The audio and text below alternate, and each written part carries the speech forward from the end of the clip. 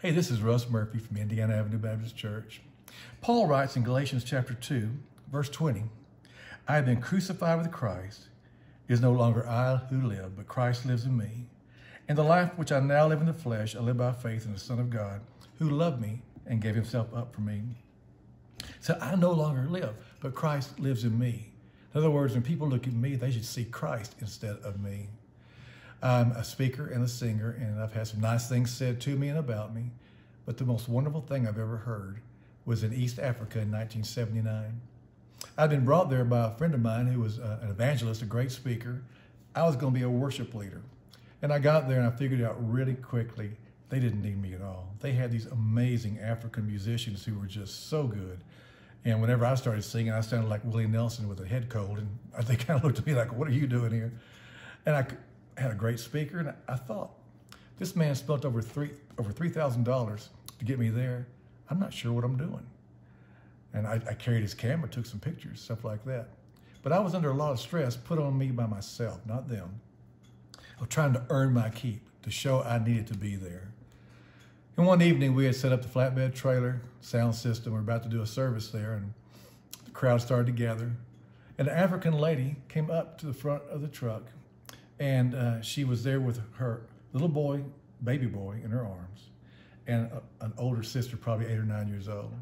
The little boy was the most hideous thing I've ever seen in my life. He had open sores and wounds all over his body. He had one eye missing. There were flies and stuff all around him.